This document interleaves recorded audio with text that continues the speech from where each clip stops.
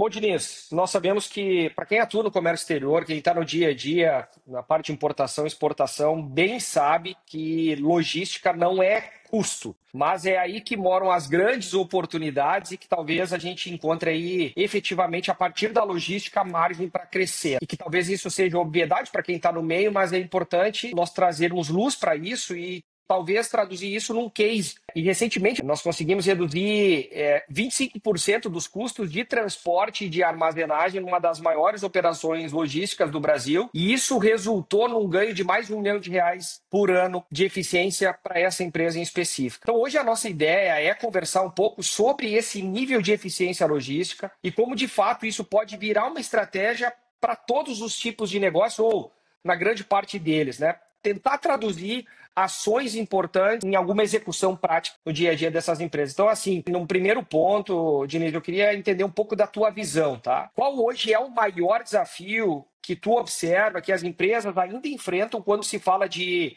armazenagem e de transporte no Brasil? Tu aí que é perito nessa logística nacional. Então, são vários elementos que são desafios no dia a dia, mas o que eu vejo que é um desafios constantes, independente do período do ano, independente do tipo de produto, é realmente a velocidade das mudanças. Então, a gente tem observado mesmo clientes, né, que têm operações mais perenes, que têm o seu portfólio de produtos quase que estável, mas a velocidade das mudanças, que muitas vezes elas são oriundas de fatores externos, né? Tivemos recentemente mudanças bem significativas, como, por exemplo, nos valores de frete internacional. Isso impacta diretamente nas estratégias que são aplicadas e que precisam ser revistas de forma imediata.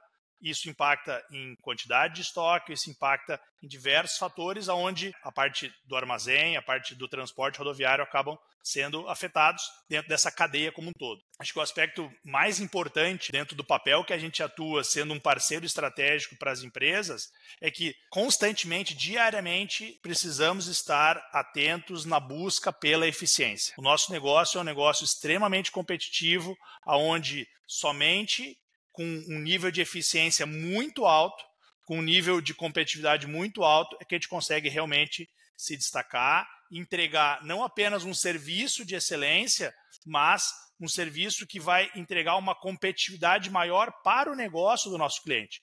Que aí vai totalmente de encontro com o ponto que tu falaste. Não é custo, é sim uma forma de impulsionarmos o negócio do cliente, tornando o negócio dele sim mais competitivo lá na ponta. E aí, pegando esse case que tu trouxeste, um dos aspectos que eu vejo sendo mais importantes nisso é quando a empresa consegue nos enxergar de fato como um parceiro e não apenas mais uma empresa onde ele vai estar fazendo uma cotação de frete ou vai estar fazendo eventualmente um bid de armazenagem. Tudo faz parte do contexto, a gente entende perfeitamente.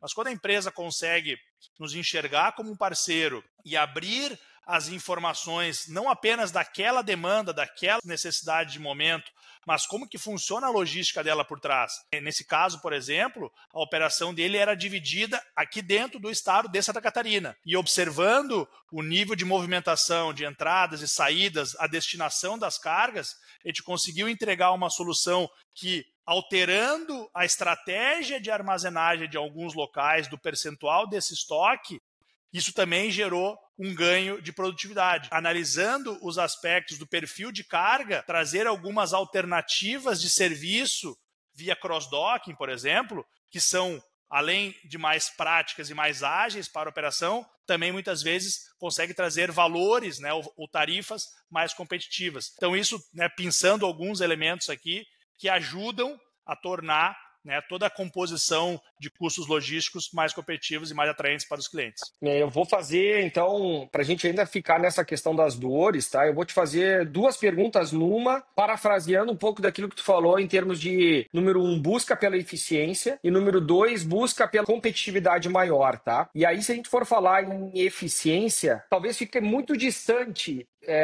Todo mundo busca eficiência, mas para a gente fazer uma análise um pouco mais dentro do nosso negócio, quais são as ineficiências recorrentes e quais são aqueles custos invisíveis para que o empresário ou o cara que está na linha de frente da logística possa se enxergar dentro do contexto e possa, agora entendi qual é a minha ineficiência e como eu faço para mudar o jogo buscando mais eficiência. Então, o que tu pode trazer aí de ineficiências recorrentes? Esse é um ponto para mim. E esses custos invisíveis, que pode ser, sei lá, retrabalhos, atrasos e tudo mais. E na outra vertical, né, falando em uma busca de competitividade maior, que é aquilo que tu falou, como é que o mercado hoje ainda vê, ou por que o mercado ainda hoje enxerga a logística como uma despesa, né, analisando o custo do transporte, o custo do armazém geral, como custo e não como uma lógica de traduzir isso e numa competitividade maior na última linha. Eu acho que, de alguma forma, as respostas ou os motivos eles acabam se interligando. E eu vejo que um dos aspectos que acaba dando peso nisso é de que para muitas empresas, e muitas empresas eu falo, inclusive grandes players dentro do cenário nacional, acabam não tendo um setor de logística como algo central na sua operação. Acaba sendo muitas vezes um braço de um setor de compras, acaba sendo um braço de um setor de importação. Então, não necessariamente tu tem um profissional que está olhando para a logística, que está dedicando o seu tempo, construindo estratégias, tentando realmente junto aos seus parceiros, quando tu faz isso utilizando, né, operadores logísticos e transportadoras, para realmente buscar essa otimização. E aí a gente vive, né, com uma possibilidade muito grande de retrabalhos, ruídos, como tu falou, e um dos principais que eu vejo passa, inclusive, pela comunicação. Uma falta de planejamento, uma falta de visibilidade. Então, a gente vê que, muitas vezes, a programação do que vai ser executado no dia seguinte ou na semana seguinte, ela vai ser pensada no decorrer do dia. E eu falo pensada porque as informações, quando estamos falando aqui de importação, que é um dos carros-chefes do perfil de cliente que nós operamos, a mercadoria ela já está, muitas vezes, né, no recinto alfandegado, ela já chegou, ela já está liberada, mas eu vou programar a demanda junto ao meu parceiro em cima da hora. E isso tudo acaba gerando uma série de ineficiências, porque eu vou depender de disponibilidade de janela de agendamento, eu vou depender de disponibilidade de janela de recebimento do meu parceiro, eu vou depender de uma série de questões, inclusive, que dependendo do período do ano, isso pode ser realmente um dificultador, janela de devolução de container. Então, tem uma série de questões aqui que, por um planejamento, muitas vezes, feito em cima da hora, ou um planejamento muito mais imediatista do que estratégico, acaba tornando ou dando cada vez mais peso para essas ineficiências, e isso acaba custando mais caro. Então, quando tu tem que, muitas vezes, que fazer um agendamento especial no porto, isso custa mais caro. Ou quando tu acaba tendo que estender uma jornada de trabalho, pagando hora extra para poder cumprir uma janela de devolução, isso custa mais caro. Então, tudo isso está dentro de um contexto onde, em muitos casos, a raiz está que a logística não é enxergada como algo estratégico, e aí, né, linka com a segunda pergunta que tu fizeste, e acaba sendo tratada como um custo. Então, eu trato a logística dentro do meu setor de compras, onde o objetivo ele é único e exclusivo de compra o mais barato, e não necessariamente o mais estratégico, aquele que pode não só executar um serviço num grau de excelência, me prestar um atendimento diferenciado, fazer o suporte quando as coisas saem diferente do planejado, mas principalmente ajudar o meu negócio ou me trazer subsídios, me trazer possibilidades de como isso pode tornar o meu negócio como um todo mais eficiente. Então, esses são os principais aspectos. Óbvio, um dos pontos que eu destaco muito também, que torna a nossa operação mais eficiente, é poder controlar as duas pontas. Então, tanto a parte do armazém, sendo operador logístico, como a parte do transporte rodoviário. Então, quando a gente consegue trazer essas duas operações sob a nossa gestão, fazendo as sinergias, não só de comunicação, de sistema, de dados, mas principalmente os times estando lado a lado e conseguem trazer soluções, conseguem trazer alternativas diante das dificuldades, que no final acabam premiando o cliente quando essa gestão ela está de forma integral sob as nossas mãos, onde, de novo, o aspecto da comunicação e vários outros pontos, quando isso está pulverizado, nem sempre é possível. 9 a cada 10 palavras que tu mencionas é eficiente, eficiente, eficiente, busca pela eficiência e tudo mais. Bom, logicamente estou sendo extremista aqui, mas na outra ponta, e nós falamos um pouco antes sobre a ineficiência. Então, eu queria realmente trazer ainda mais materialidade para isso que nós estamos conversando, que é o case que eu mencionei pouco antes, né? Que esse case de redução aí de R$ 1 milhão por ano, numa das maiores operações aí do país, E eu quero entender o que isso na prática mostra sobre o mercado e sobre as ineficiências. E aí falando sobre estrutura de negócio, falando sobre algumas decisões estratégicas, como essas, né, avaliação do parceiro, como integrar o transporte, o armazém,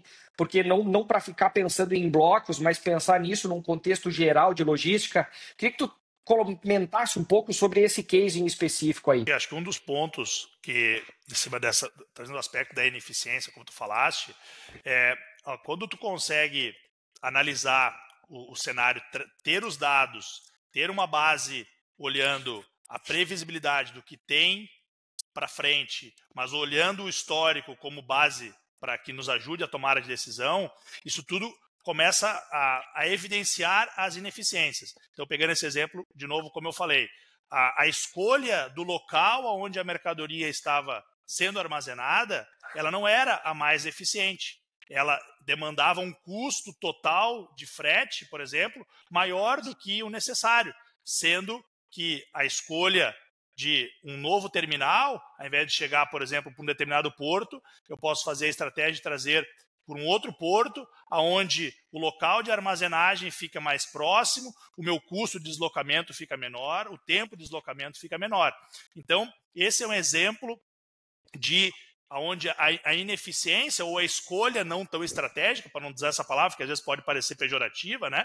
Mas a escolha não tão estratégica ou não tão pensada sob um contexto maior, ela acaba tornando os custos, então, mais elevados. Principalmente, um ponto que eu vejo que é quando tu constrói ou quando tu busca uma proposta comercial junto a uma empresa terceira, eu estou tratando aqui não como um parceiro, mas estou buscando aqui realmente uma busca de mercado, onde eu estou, né, prospectando propostas comerciais com uma prestação de serviço, onde há incerteza ou onde não há uma clareza total de dados, o prestador habitualmente ele vai se proteger. Então eu vou fazer uma consideração, muitas vezes majorando custos. E isso faz com que não necessariamente eu tenha a melhor opção ou tenha a opção mais inteligente pensando na eficiência, né? Repetindo a palavra aqui que tu trouxeste, mas muitas vezes é isso. A incerteza ou a falta de dados ou a falta de clareza vai fazer com que o prestador tenha que se preservar e acaba optando ou acaba escolhendo por uma solução que muitas vezes ela é mais conservadora e não necessariamente a mais conservadora ela vai ser a mais eficiente ou ela vai ser a mais econômica, né? Mais inteligente para o cliente. Então, esse é um dos aspectos que eu vejo que aconteceu nesse aspecto e só foi possível chegarmos nessa solução com essa envergadura ou com esse potencial de redução via essa profundidade dos dados, parceiro, a empresa, nosso cliente, nos enxergar como um parceiro e não apenas, de novo, né, buscando uma cotação de redução, né, muitas vezes marginal no custo de frete rodoviário. Excelente, cara. Beleza, se tu tivesse que resumir em uma frase esse case aí para elucidar para nossa audiência aí. A confiança traz a confiança e boas parcerias fazem o resultado ser melhor e diferente. Excelente, impecável como sempre. Obrigado, Diniz. Isso é. Eu que agradeço, foi muito bom poder falar. É o nosso dia a dia, é o que a gente vive e a gente realmente gostaria de poder transpor isso, né, e conseguir fazer isso chegar para várias operações. A gente sabe o quanto isso faz diferença no dia a dia das empresas e o quanto isso pode realmente transformar negócios, ajudar a tornar os resultados melhores, tornar as entregas mais rápidas, num mundo onde tudo é para ontem, onde tudo, de alguma forma, parece que estamos atrasados e a logística está aqui para ser esse parceiro e não para ser um custo ou não ser mais uma linha num centro de custo de uma planilha de setor financeiro, setor executivo. Um belíssimo gatilho, porque é o que a gente falou antes, né? Logística não é custo, mas logística é potencial, é margem para crescimento das companhias. Obrigado mais uma vez. Isso aí. Um abraço. Excelente dia.